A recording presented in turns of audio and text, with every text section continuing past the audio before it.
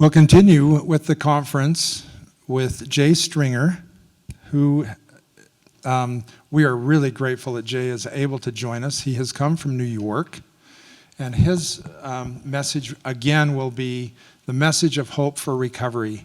And that is the purpose of SAlifeline Foundation, hope for recovery. There's educational tools and there's support of 12-step and other things, but hope for recovery is our message. And that's the message that we would like to portray today. So Jay is introduced in your program, and we won't take the time to go through and just read it, but it's there. And we had a great time last night having dinner and getting acquainted, and appreciate his willingness to come. It's like we have a new son. I don't know. He may not actually want to be part of our family. We're kind of, but we're still interviewing. We're still interviewing. Yeah. But we invited him and his family to come and stay at our house. So hey, there you go. Part of the process. That would be part of the process. Thank you, Jay. Yes.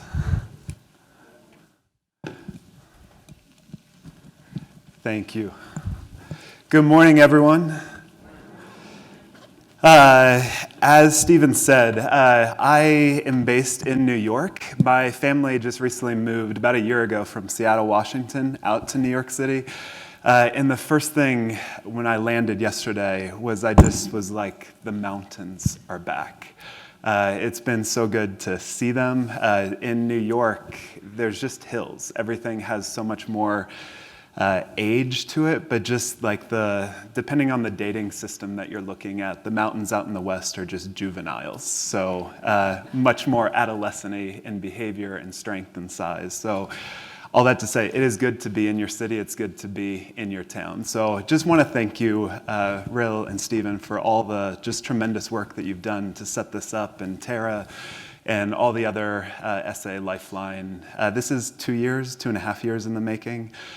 So thank you for just all the hard work and labor that you all have done. It's been a privilege to get to know you. And also, it is quite the privilege for me to be something of the opening band for Dr. Stephanie Carnes. So glad that we get to do this together throughout the day. So. As you all know from my book, from the introduction, my first name is Jay, but what you likely didn't know is that my middle name is actually Elmer. So I have both my grandfather's names. Jay was my dad's father's name, and then Elmer was my mom's dad's name. Middle school is so often a prototype of hell, and whenever someone would call out Jay Elmer Stringer, my middle school peers would just crack up. And so I went by the name Wascoey Wabbit whenever there was Elmer's glue. So that was not the best name to be given as a middle schooler. But Elmer, my mom's dad, is who I want to begin talking about today. Elmer was a tremendous man of faith. He was one of the first missionaries allowed into Albania.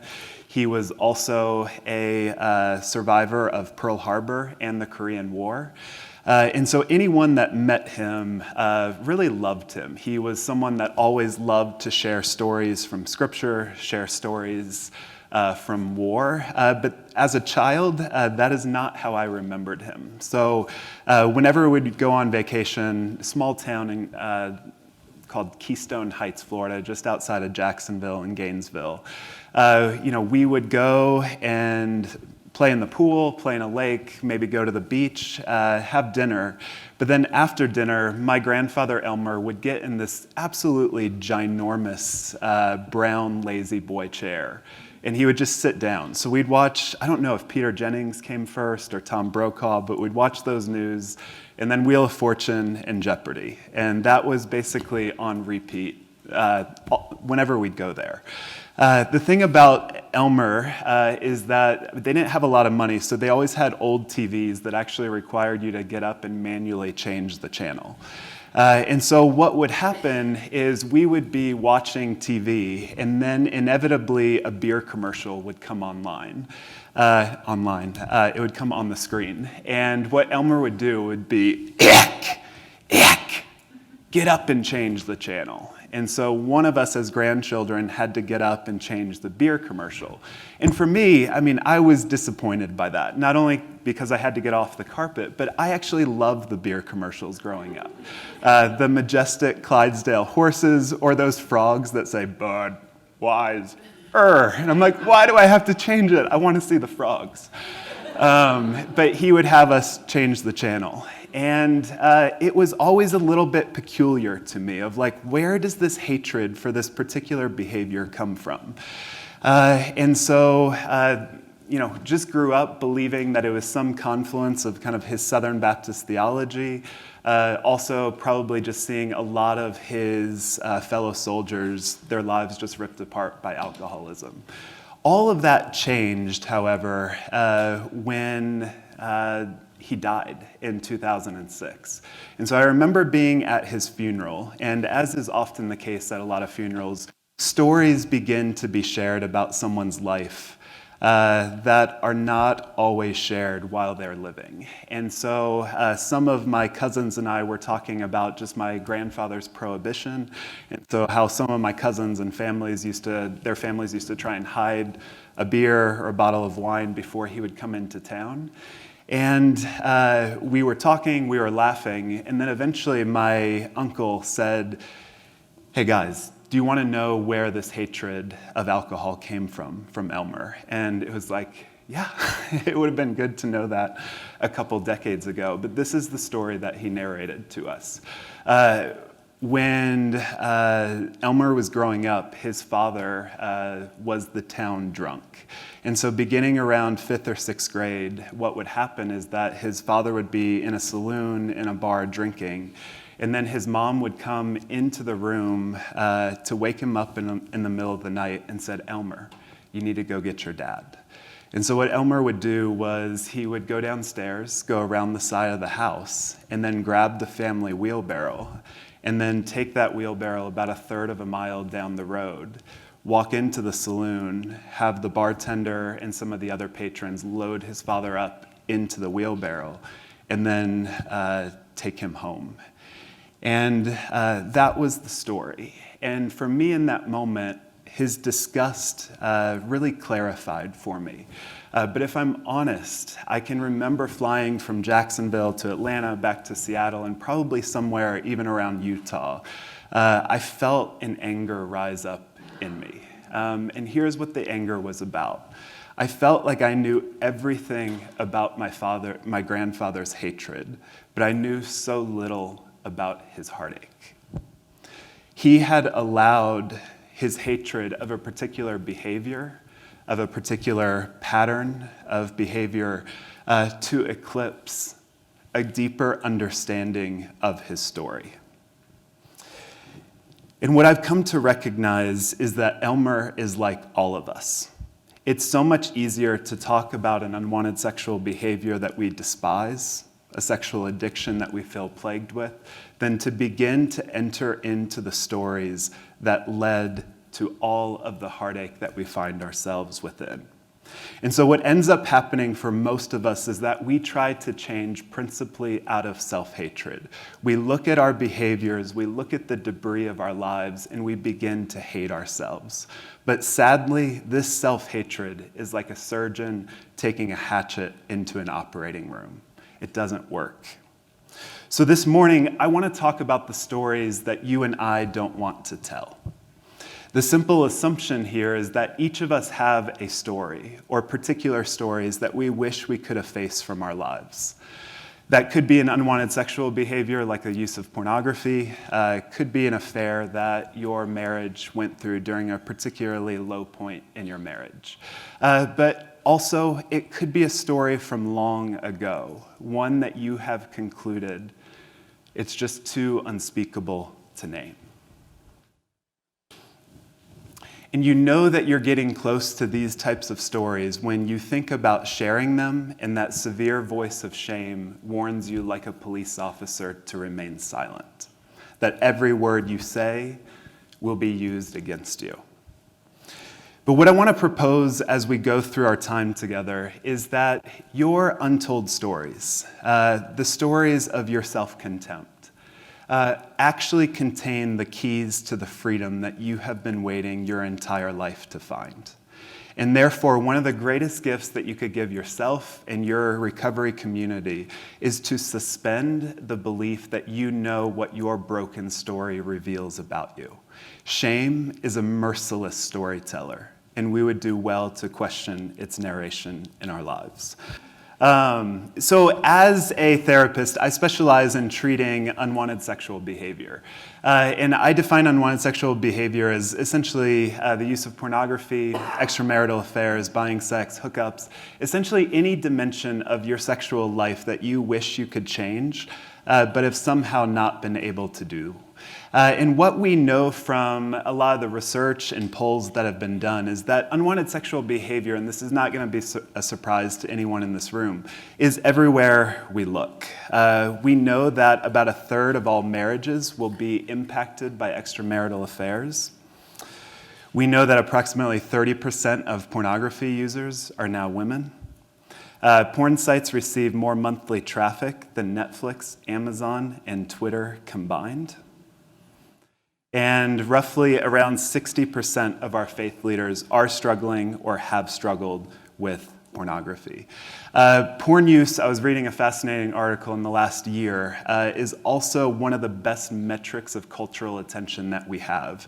If you want to know what anybody is doing during the pandemic, during the NBA Finals, during a BYU football game, all you have to do is look at porn rates across the country. So one example of this is during the 2017 NBA Finals between the Cleveland Cavaliers and the Golden State Warriors. Porn use was down around -6% in the Cleveland area. But then as Steph Curry started draining threes, it became very apparent that they were going to lose Game 5 and then therefore the NBA Finals. And then porn use goes up 34% in the third quarter. So it's one of those things where we just know unwanted sexual behavior, sexual addiction, you can even track cultural trends now just based on pornography habits. But while I would say unwanted sexual behavior has just become dangerously ubiquitous in our world, I would say most of the paradigms that we use to address these behaviors leave a lot to be desired. So in my background, I would say most of what I grew up dealing with was what I referred to as lust management. And this is, you bounce your eyes, you get some internet monitoring put onto your computer. Some people slap rubber bands around their wrist in an attempt to get rid of behavior. And then if you're really struggling, you need to get into some type of accountability group. And yet, as one of my friends told me when I was writing my book, he said, Jay, when I've been having the same conversation with my accountability partner for 15 years, something is not working. But I would say if you look at a lot of the progressive paradigms as well, this might be called the sex positive movement. A lot of their attempt is to try to reduce the shame and stigma associated with people's lives, which I am all for. But what I often find is lacking within that approach is that they never really invite people to understand their story, to understand that there are actually behaviors that cause a great deal of destruction, not only to self, but also to others. And so what I began to recognize early on in my clinical work is that so many of the paradigms that exist in our world today are inadequate to really providing a pathway to people for healing. And so there was something in me that just kind of said, like, hell no, like, not on my watch. And so what I began to do a number of years ago was to interview about 4,000 men and women to get a sense of what were their sexual stories.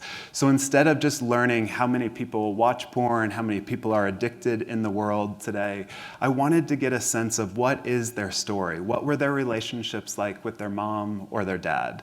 What is referred to as adverse childhood experiences like abuse or trauma. And then I wanted to get a sense of how does someone's story really go on to shape their sexual life, both their sexual brokenness, their sexual fantasies, and what could we learn from it all? And so after doing all of this research, I was blown away by the vulnerability of these research participants. But essentially what we learned was this: unwanted sexual behavior is not random at all. It is a direct reflection of the parts of your story that remain unaddressed. And so to me, this has just massive implications. It means this: it means that your sexual addiction, your sexual shame, the experiences that you're going through today do not have to be a life sentence to shame. They can actually become a roadmap to healing. And that's what I want to show you today. I want to tell you just briefly about my story and my intersection with compulsive sexual behavior. So I'm going to begin when I was in graduate school. When I was in grad school, I lived with a house of just a lot of other men that were going through a master's in counseling program. And I worked at Roost Chris Steakhouse in Seattle, had like the 6 a.m. shift because they were paired with the Hyatt Hotel down there. Another one of my dear friends, he worked the closing shift at our local Starbucks. And has anyone ever worked that shift in this room or had a friend or family member that does? I see some smiles. Well, if you work that shift, about a decade ago, you had a particular right and privilege bequeathed to you, and that was free day-old pastries.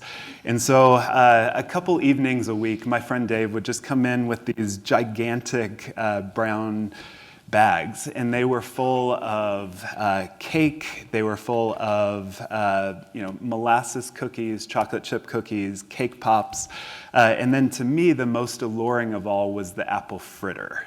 And don't know if you've ever had these experiences with food, but I actually think food talks to me. And so I would come home from just a really busy day with practicum, sharing my story, being vulnerable. And I would walk in and these apple fritters would begin whispering to me and they'd say, "Jay, come here." And I'd be like, "Okay." So I'd walk over to them and then they would say, "Put me in the microwave."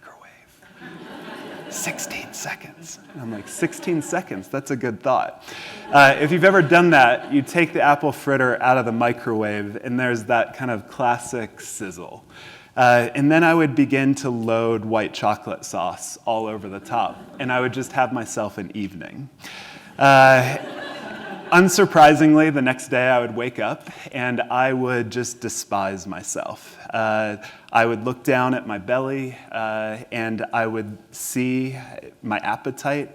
And I just, whenever you're in a place of shame, you just kind of can tell, like, people might not know, is it sex, is it binging, is it something, but you just know that people can read your face is the way that it seems. And so I would go through the classes that I would have to go to, but then inevitably I would find a coffee shop in the Seattle area that I could stay and study until about 11, where I knew that my roommates wouldn't necessarily be asleep, but they would at least be in their rooms. So I'd leave the coffee shop, and here's the madness of compulsive behaviors, is that I would begin to think about doing the same exact thing that had just filled me with shame and contempt the entire day.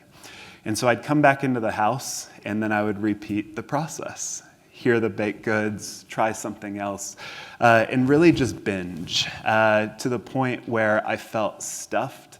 I felt so much contempt for what I had just eaten. But on most of these nights, it wasn't enough to just feel shame and contempt. I needed to begin to change the self-state that I was in.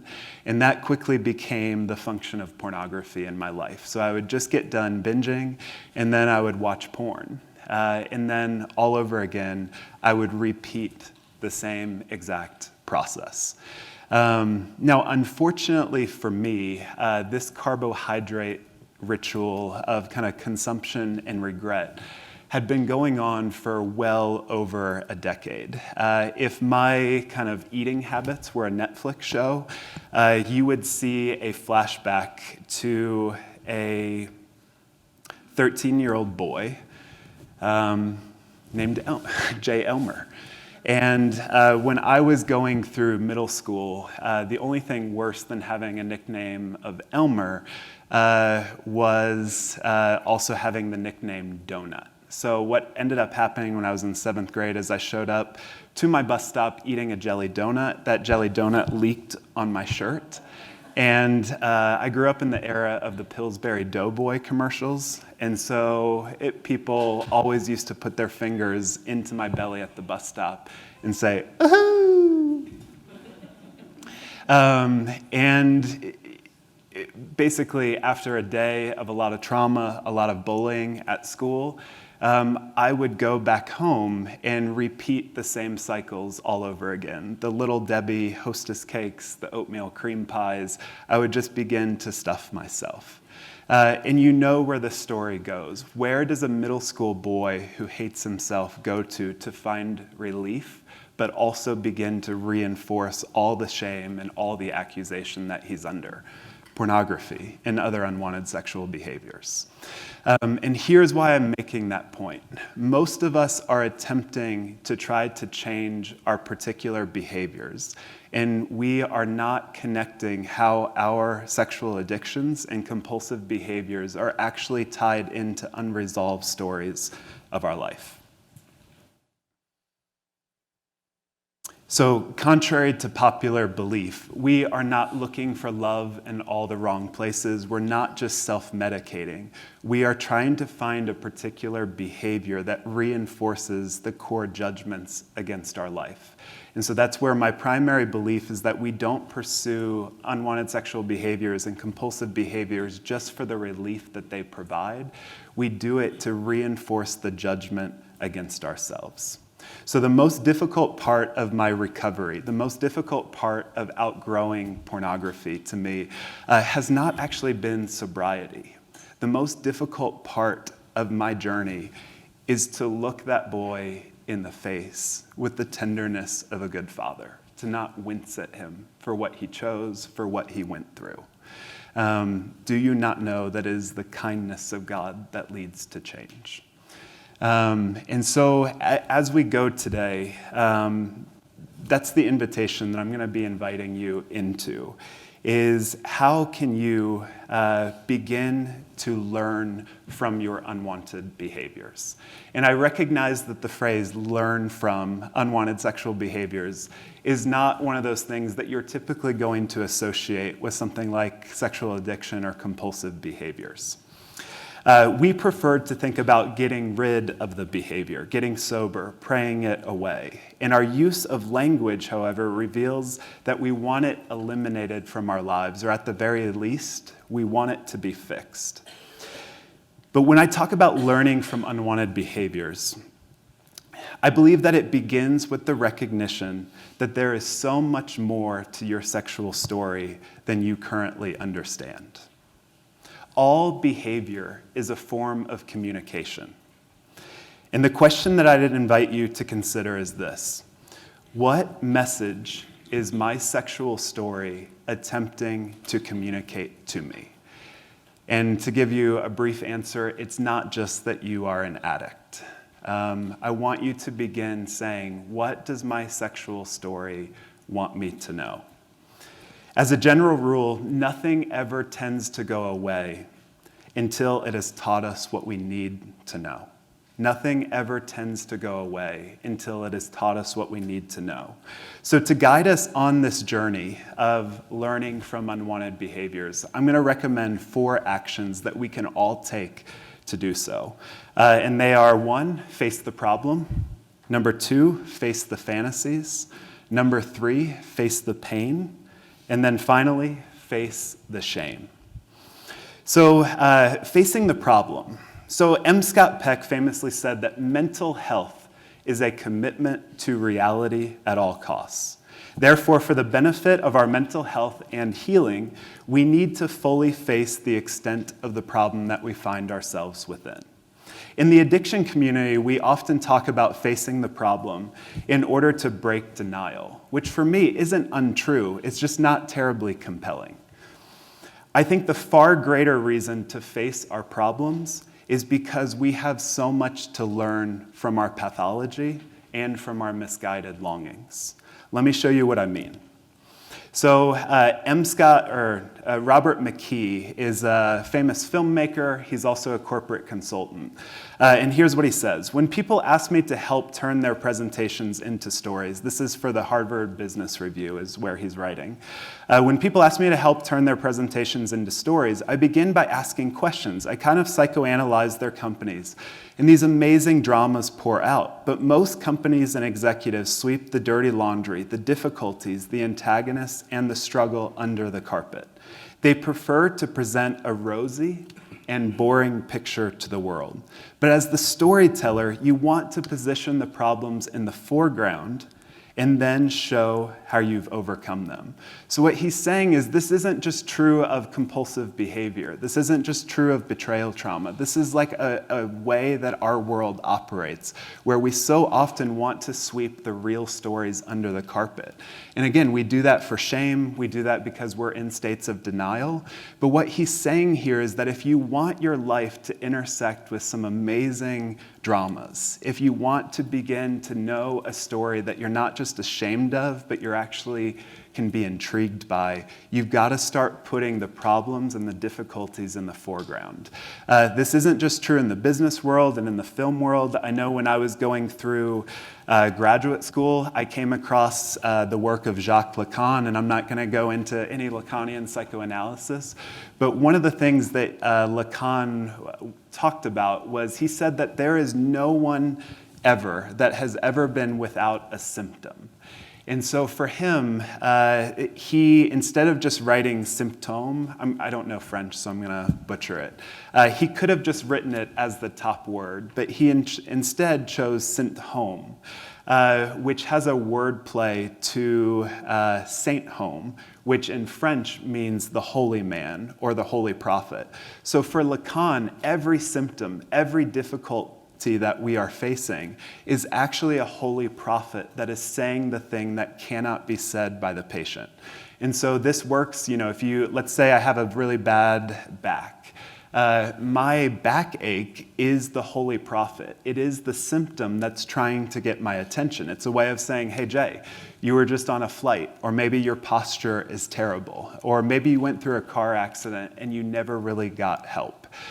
Same thing could be true for the depression of our lives. So often today, we're trying to reduce our depression without learning how to listen to it as a holy man, as a prophet that's trying to get our attention, perhaps about a difficult betrayal that we went through at some point in life. Maybe we lost a loved one, and we've never had the language or the experience to be able to share that. So what Lacan is saying here is that our lives, if we are not telling the truth of our stories, are going to speak through our symptoms. They're going to speak through our compulsive behaviors. And I think I've found that sexual difficulties function in a very eerily similar manner. Our sexual addictions are the holy prophets that announce to us our untold and therefore unresolved stories. So I want to introduce you now to a couple clients that I've worked with in intensive settings to get a sense of, what was their journey? What can we learn from their journey? And how did they begin to face their problems? So the first man's name that I want you to meet is a guy named Jonathan. And again, all details, all pictures, these have all been modified. These are taken from free photo websites, so there's no identifiable information in them. But I got to know Jonathan. Jonathan is in his late 50s. He's a business owner here in Salt Lake City. And he came to see me just before the pandemic, after a business trip ended in him doing something that he swore that he would never do. He received a massage that he knew would end in an orgasm. In my first session with Jonathan, I learned that his marriage, like many in this room today, have become increasingly sexless. 5 years ago, he said, is where it all started. He made a bid to his wife for sex. She rebuffed him, and he was pretty upset by that. A conflict ensued. He was angry, couldn't go to sleep. And then about an hour or two later, after tossing and turning, he eventually went down into his home office, and he started looking at porn. His wife woke up in the middle of the night, realized that her husband was not in the bed with her, started going downstairs, and then caught him looking at porn and masturbating in the family office. And she walked in and essentially said, "Jonathan, until you figure this sick stuff out, we're not having sex again." And so their life went on as it normally did. They went to church, they attended fundraisers, went to their children's events, but emotionally they were drifting further and further apart. And it was during this season where Jonathan was on a business trip in another city, and a client offered to buy him a massage, and he accepted the offer. The second person that I want you to meet is a woman by the name of Lauren. She is a nurse in West Jordan. She's single, 28 years old, and she playfully remarked that she's not going to another wedding again unless it's her own. On one hand, she feels like she is losing connection with so many of her friends. They are all getting married, they're having children, and then at the same time, she's also experiencing increased pressure to get married, to start her family. So part of what she disclosed to me is that she begins to feel really connected when she's dating men for about 4 or 6 months. But then any time the attachment really begins to form and she finds herself longing for her boyfriend, she just said that there is just complete madness of desire that takes place within her. She finds that she binge eats, and then when she can't sleep, she goes home and uses pornography as an assist to fall asleep. She is also considering going back to school for an MFA in film, but she feels like grad school is so impractical and only delays the life that she feels like she is supposed to be wanting. When she came in to see me, she said that her self-diagnosed problem is her desire. She said, "I'm always feeling like what I want is too much, and therefore I go through life completely disappointed." So these are the problems that these two clients are facing, and we're going to engage part of their story. We're going to get a sense of what is their problem, what is their fantasy, what is the pain that they're dealing with, and then what's the pattern towards healing for them. So the second thing that we need to do is to begin to face the fantasy.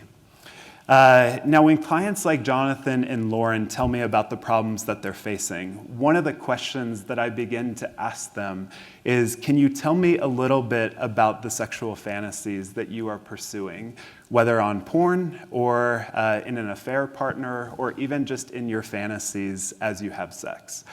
And when I asked Jonathan this question, I wish I could have taken a picture of his face. It was kind of like, what in the world are you just asking? And my guess is that it's questions like that from therapists that are one of the reasons why most of us avoid therapy for as long as we do. But what he said to me is, he said, "I don't know, I guess I've never really thought about it.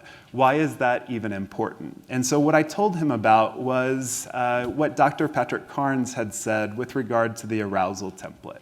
So the arousal template is a constellation of images, thoughts, sensations, relational archetypes that we all find sexually desirable. And what my research found is that all of those sexual fantasies and the porn searches that we make actually have very, very important clues about our healing. So one of the men that I have learned a lot from through the years is a guy by the name of Dr. Mark Laser. He passed away about 1.5 years, maybe even 2 years ago now. But he told me this quote at one point, and I just found it to be so refreshing. He said, "Our fantasies are nothing to be ashamed of. They are, in fact, our greatest teachers." And that's what I've come to learn, both in engaging my own sexual fantasies, the clients that I work with. What we have to begin to understand is that our sexual lives and our fantasies are always trying to communicate something to us. And that's part of the task that we need to have, is what is the meaning embedded within the sexual fantasy that I have not been able to pursue, or that I have not been able to stop. And we can debrief this in a lot more detail in the breakout. But that's what I would, again, want you to be curious about, or what are the fantasies? How long have those fantasies been part of your life? Are they recent, like in the last 6 months? Do they go back to the time where you were 13 or 14 years old? And that time frame actually really, really matters. So what Jonathan ended up telling me is that one of the things that's always perplexed him is that he said, he had read some finding where most people are only using pornography. I think Pornhub said 7 to 8 minutes is the average user for most men, average session duration for most men and women. But for Jonathan, he said that he could scroll the internet for at least a half hour, 2 hours, just trying to find a woman with the right eyes. And he said that he would just scroll and scroll and scroll. And he said that he was highly selective about which eyes he wanted to merge with in his fantasies. And then as we talked about that theme, he said, now that I'm beginning to talk about it, I realize that so many of the times when I'm driving around Salt Lake City, driving down State Street, I'm always trying to recognize and see people's eyes. I'm always trying to make eye contact with them. And then he said occasionally some of his fantasy life will get into a genre of porn that really has to do with mother figures, older females. And so he said, I have no idea why I'm doing any of this. Now that I've mentioned it, I feel a level of shame, I feel disgust, I feel repulsion. But that was the fantasy that he was working with. And here's what my research found with regard to that fantasy. So we looked at men who fantasized about others with powers. That could be a boss, that could be a mother figure, that could be anyone in their life. And what we found is that the backstory of these men tended to be they had an emotionally confiding parent. So you've probably heard of triangulation or emotional incest. We found a lot of that in this type of behavior. Background of childhood sexual abuse. And then a sense of depression in their lives. And so what I want you to begin thinking about, not only for Jonathan, but also for your own life, is what is the logic, what is the longing of my sexual life? And so if you're Jonathan, you can begin to make sense of this, right? There's a level of depression, there's a level of difficulty that he's in life. We don't know what his backstory is right now, but some level of wanting to merge with someone who's going to see him, embrace him, at least conjure up the idea that he's desirable in pornography, you can begin to see why that fantasy would be appealing.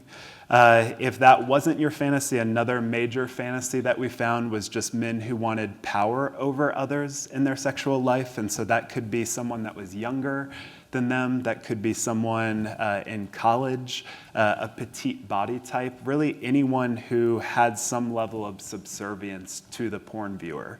And what we found here was that what predicted that sexual fantasy was having a strict father, a lack of purpose, and high levels of shame. So again, if your life is feeling like you've been overpowered by an authority, you're dealing with high levels of futility in your day-to-day life, you can begin to get a sense of what the logic and the longing would be within your sexual fantasy world, is basically give me a world where I can reestablish power, where I can reestablish control from my life. So let's go to Lauren now. So when I asked Lauren the question with regard to her sexual fantasies, what she told me is, she said it never ever starts with porn. Very similar to me, she said it always starts with some level of dissatisfaction. I look at my nursing job and I'm so grateful for it, but I want more. I want an MFA. I look at my body and I look at it compared to what I'm seeing on Instagram, and I begin to feel a level of dissatisfaction at it. I look at my dating life, and I see a level of dissatisfaction there. And then when I begin to think about my sexual life, I'm just like, what in the world is wrong with me? And it's within this dissatisfaction that ends up propelling her towards pornography.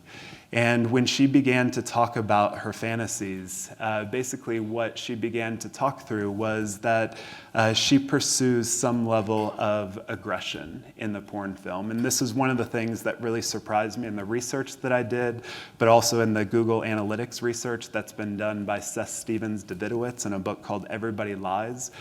He found, and I found, that disproportionately to men, women actually pursue scenes of degradation and violence against women disproportionately to even men.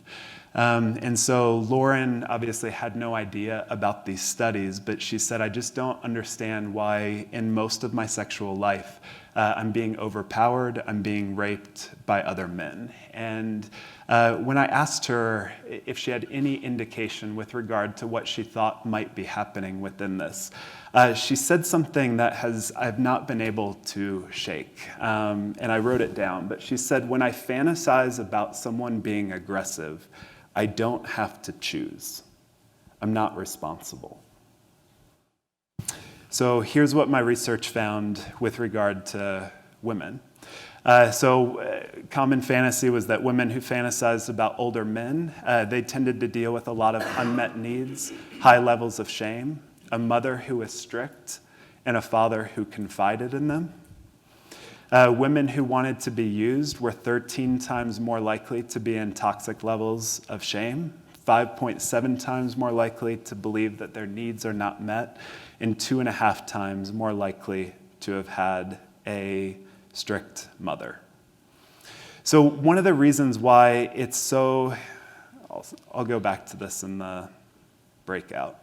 But one of the reasons why it's so important to address our sexual fantasies, and I know that this might be something that is very counterintuitive. This might be the first time that you're ever thinking about it or grappling with it. So if you can't really feel your feet on the floor, just take a breath and begin to kind of come back into your body. But one of the reasons why it's so important to address our fantasies is to get a sense of what is the debris all around us. What are the things that we continue to merge with? But one of the problems that I often see, at least for clients by the time they come to see me, is that they have just been in something of the minutia of their sexual addiction for a long time. They keep feeling like I can never get a sobriety date established, and they just begin to cycle through this level of like, I want to outgrow this, I want to stop this, I'm doing all the right tasks, all the right groups, but what is going on?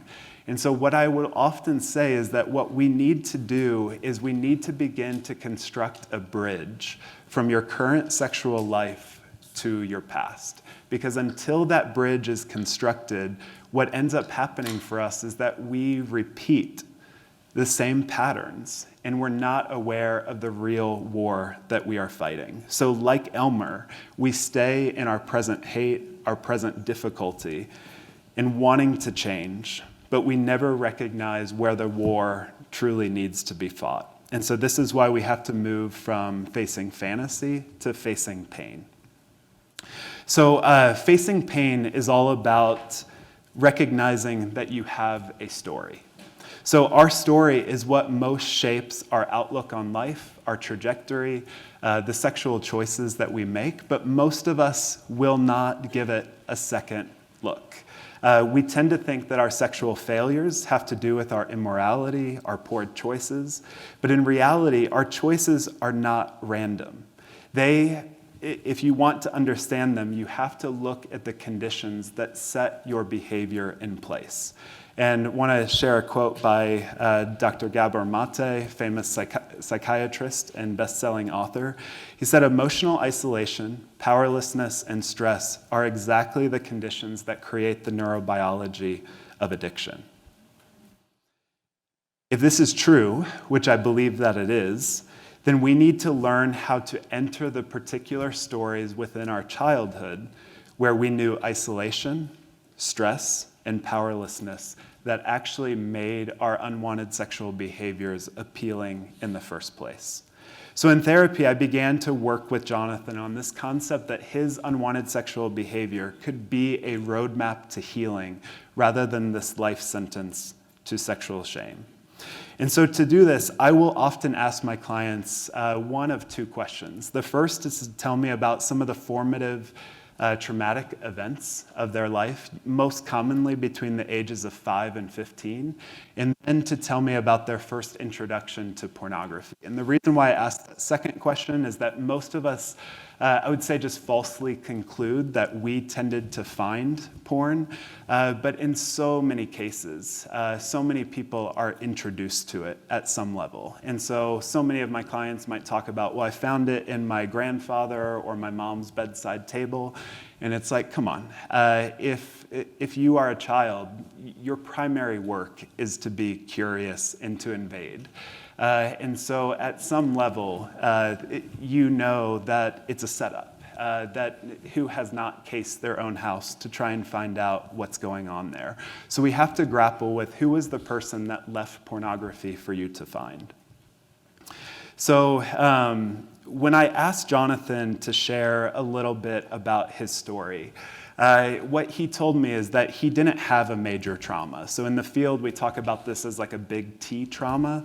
But what he ended up describing was just a lot of what we refer to as small T traumas. So the big T trauma might be like 9/11, Hurricane Katrina, being raped. It's some level that, you know, when Brené Brown says everyone has a story of heartache, that will just break your heart if you begin to listen to it. These are some of those big T traumas. When you think about someone meaningful passing away, some level of violence against you or your family, those are the big T traumas. But for Jonathan, he went through just what he was a lot of small T traumas.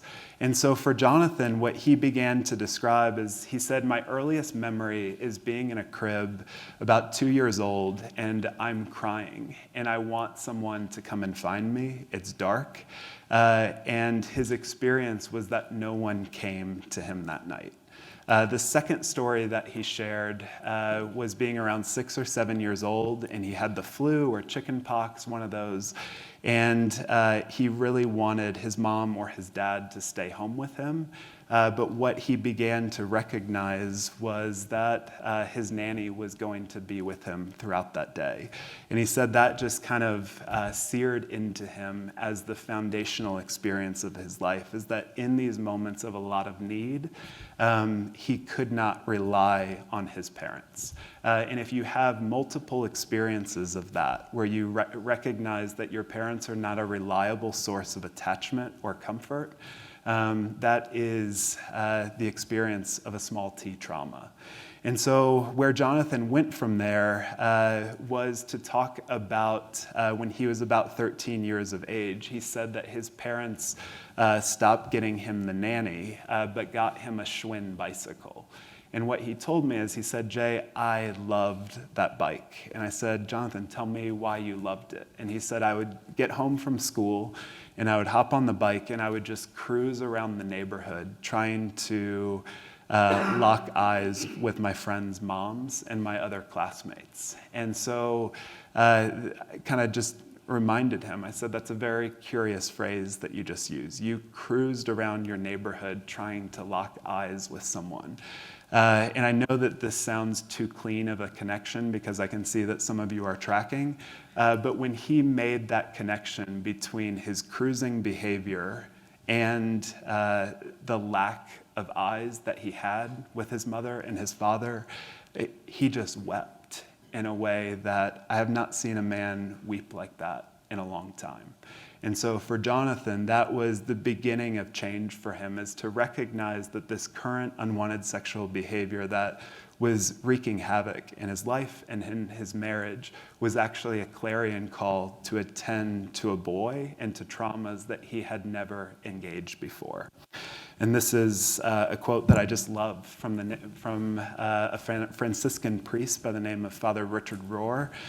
He says, the pain that you do not transform, if you do not transform your pain, you will always transmit it. So he said that the pain that we do not transform will always be transmitted. And so that's what I would invite you again to. I know I'm inviting you to a lot. But will you begin to recognize that a lot of the pain that you are transmitting both to yourself and to others in your world might have a lot to do with pain that you have gone through that you've never been able to process? When we began to dive into Lauren's story, part of what she described is she said, I grew up in a very large family. And within that large family, she said that her father worked quite a bit, was often on business trips, and her mom was just always really busy. She said, like, my mom would get really stressed out whenever the house wasn't in perfect order. And so she spent a lot of time just kind of cleaning the house. And there was a big separation of age between Lauren and her older brother, about 2 years apart between Lauren and her older brother. But then all the younger siblings were about 4 or 5 years younger and beyond. And part of what she began to describe was that one summer when she was 13 years of age, her father was traveling a lot on business. Her mom would go to bed around, after she would get the young ones in bed, would go to bed herself. So her and her older brother began watching a lot of movies down in the basement. And so what her brother began to do was to bring her into some of the classic movies that he had been watching, but then eventually began to introduce her to more pornographic films. But he wouldn't just play it. He would say, hey, Lauren, do you want to watch this? And she would always be in this place of like, I'm intrigued. I want to watch this. I know we're not supposed to watch this, but yeah, let's watch it. And that began to happen. But as the summer went on, it didn't just involve pornography, it also involved touch. And so what her brother again began to do was to invite her by basically saying, do you want to touch me?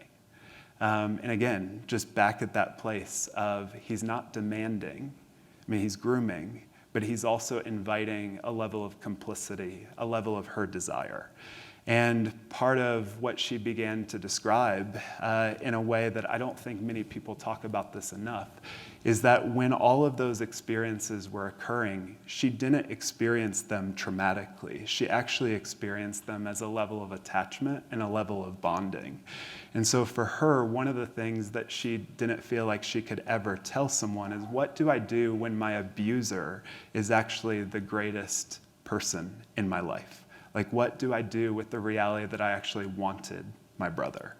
And so what eventually happened for her is that, how is a 13-year-old supposed to process that these experiences of pleasure and attachment that she's experiencing within her abuser, within her brother, are some of the most intimate experiences that she had ever had.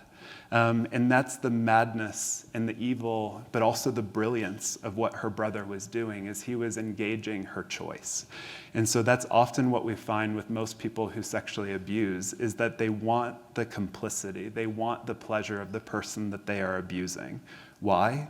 Because once you feel like you wanted something of it, you begin to feel complicit. And that's so often what I see with so many men and women in my practice, is there is unaddressed childhood sexual abuse that begins to wreak havoc in people's lives. And I hope, through some of this, you've been able to connect the dots between what the fantasies are, what the pain is, and that's really that bridge of what we want to begin. And so, again, just as we go through the day, think about, what are my fantasies? What are the unresolved places of pain in my own story? And then finally, we are going to face the shame.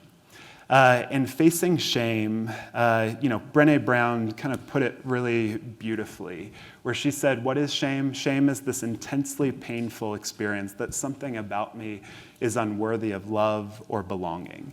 I think that's a great working definition, but part of what we also recognize is that some of the neuroscientists by the name of Dr. Alan Shore, Dan Siegel, they refer to shame almost like a manual transmission car. Has anyone ever driven one of those? Show of hands. Yeah, a lot of people, a lot more than normal. Are there a lot of manual transmissions in Utah? So one of the things that he described is, what are the three parts? What are the three pedals? You have your accelerator, brake, and clutch. If you've ever learned how to drive a manual transmission car, you know that what inevitably ends up happening is once you begin to try and accelerate, once you begin to try and brake, you have to begin to engage the clutch.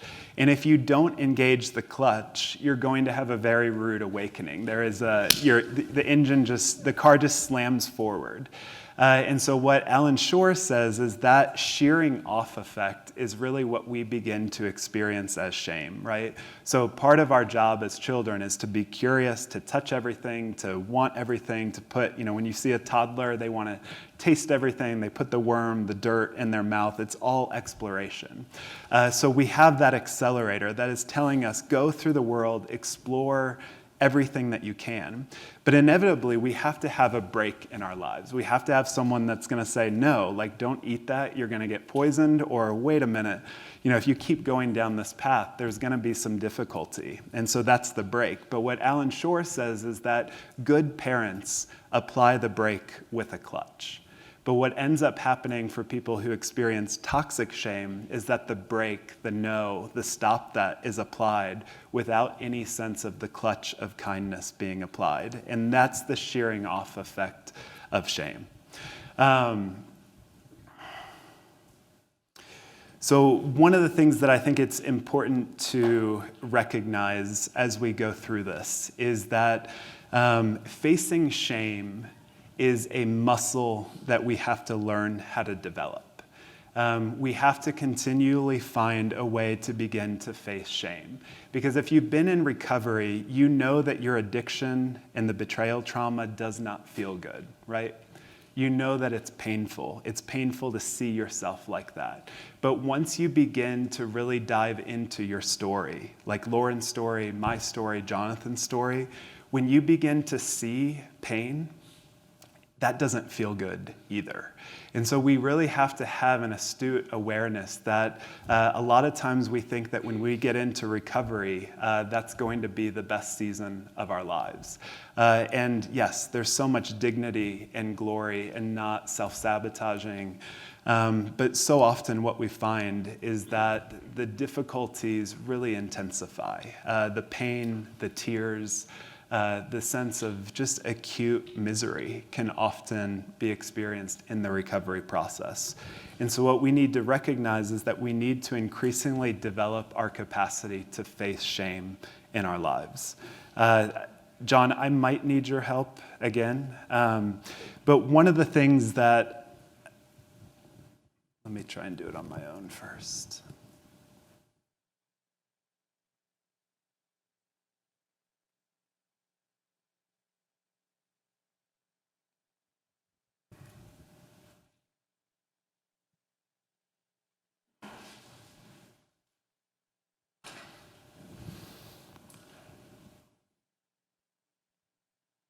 I had it pulled up, but I'm not sure where it went. Do you know where that? Yes. And I think actually it needs to go back.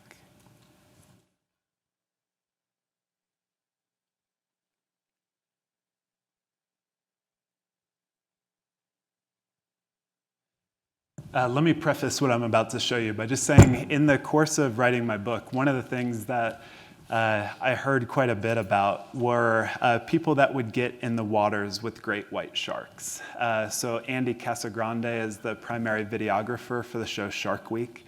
And he would basically get into the water without a cage and swim at sharks. And so during this time, I had a friend of mine who had heard that story that I had shared from Andy Casagrande, asked me if I had heard of a show, it's a film actually, by Patagonia called Fish People. And it portrays 6 people's stories who have been transformed by the sea. And the story that I'm going to show, that I'm going to play, is a woman by the name of Kimmy Werner. And she is a spearfisher woman. And she can go into depths of about 100, 120 feet on one breath. And so this is her experience in talking about swimming with great white sharks. And I will...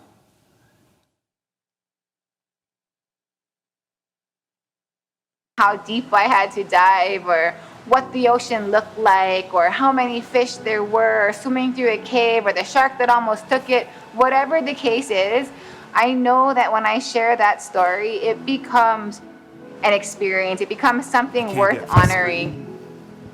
Can you all see? I mean, I'd never really been like afraid of sharks, but I wouldn't, when I would see one, I would just act like, you're over there, I'm over here, I'm doing my own thing, but I'd pull my fish in so I couldn't get them. And then if they'd come at me, I would push them away. Where Kimmy, as soon as she sees one, she'll swim right towards it. I never got to that point, When I first started spearfishing on my own as an adult, I would get pretty terrified if I saw a shark. I think slowly I just started to get more comfortable with them.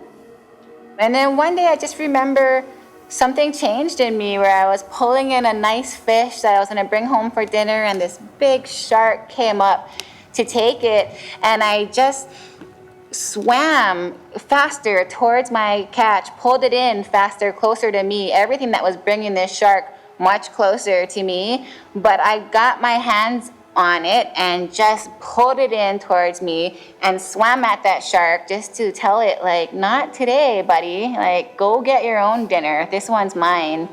And the minute I did that, that shark took off. And that just taught me a lot. It taught me that the energy that I put out there, the confidence and the courage that I show in holding my ground, it's going to communicate to the sharks what kind of animal I am.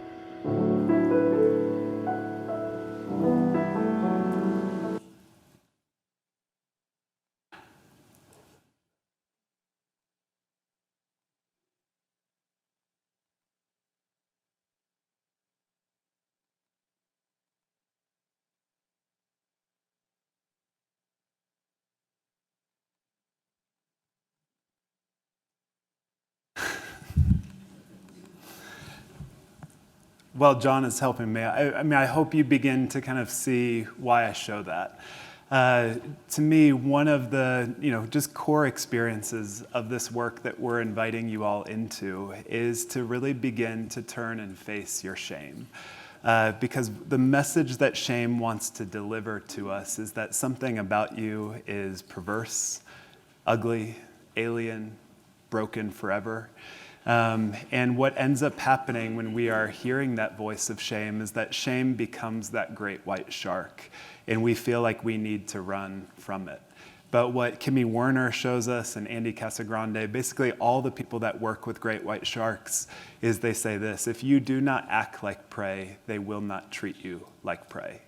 And so that's the invitation, is in turning to face your shame, what play would you be able to experience? So when I see Kimmy Werner holding on to the fin, that messes with me. I begin to think, like, could I swim in the oceans of sexuality and sex and know a level of honor and reverence about shame, but not a massive level of intimidation and just fear that something is just going to go wrong with me at all points.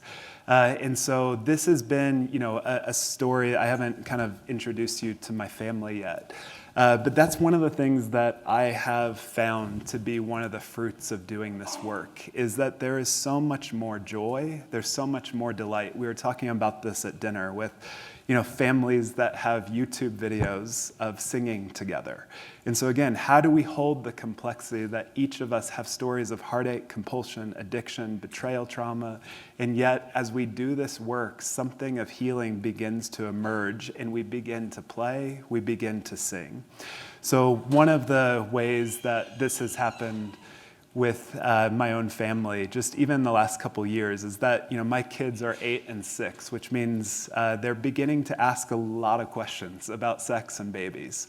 And I remember this point 2 years ago where my son was asking me just how babies are made. And what I want to underscore is I do this for a living, and it's really difficult to have that conversation with our kids. And so my wife gives an answer, and he thanks her and then says, "Dad, what do you think?" So I began to kind of share my answer about kind of birds and bees and how sex works. And my son interrupted me, and he said, "Hey, Dad, I think what you're trying to say is that your penis is like a bow, and Mom's vulva is like a violin. Whenever you all get together, you play music." And I'm like, never in 1,000 years would I have come up with something so beautiful and so compelling. But at that point, my daughter, who's 4, chimes in, and she's like, no, Amos, it's all wrong. Daddy's penis is a guitar, and Mom gets to play it. And I'm like, you just ruined my experience with sex. But that's what we find in our family, is this sense of, I don't live with a level of shame about sex anymore, which really allows our family to play. Not just with language and meaning, but really with our entire lives. And so that's really why we need to learn from our pathology. We need to learn from the brokenness of our life, is that it has so much to teach you about healing. And then when you begin to heal and you begin to get a sense of, I want kindness even more than I want sobriety, something in your heart will begin to change. And that sense of play, that sense of delight, and far more that sense of, I do not want to sabotage this feeling, this relationship that begins to emerge. So the final picture that I want to show you today that I think really sums up, that's my family. Show them briefly. That was when Amos was 6 and Iona was 4. But Kintsugi is a Japanese form of pottery. And what happens within Kintsugi is that the premise is that a beautiful clay pot or piece of pottery breaks. And then you have to figure out what to do with it. Now, I live in New York City, which means I can get anything delivered in about an hour or 2 hours for a $4.99 charge on Amazon. Most of the time when we break something, when something breaks in our lives, we rush to get rid of it. We're ready for a new one. But central to Kintsugi is that they see the brokenness of the pottery as an essential component to its beauty. And so what they do is they actually put the pieces of the pottery back together again and then bring this beautiful gold filament to it. And if there is anything that I've learned from being a psychotherapist, this is what I see my clients become. It's not brand new pots. It's not throwing out the old and trying to turn over a new leaf. It's that they're able to talk about their addiction the way that we saw Stephen and Ril talk about it today. Is this was a moment of heartache. This was a moment of loss, destruction, trauma within our family. But somehow, in the cracks of what I have been through, something beautiful is emerging that I have no idea how to explain. So as you go through today, but far more as you go through this recovery process. May you see the beauty within the cracked portions of your life. Thank you.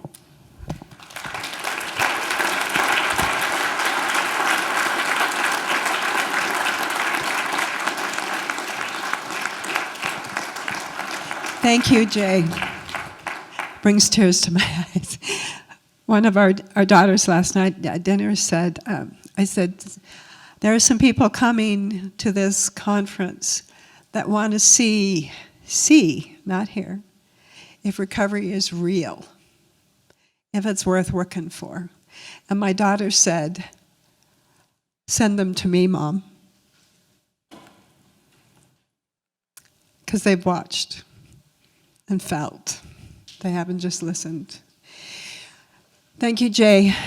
If you're not ready to swim towards that great shark today, that's okay. But as we work recovery, just one day at a time,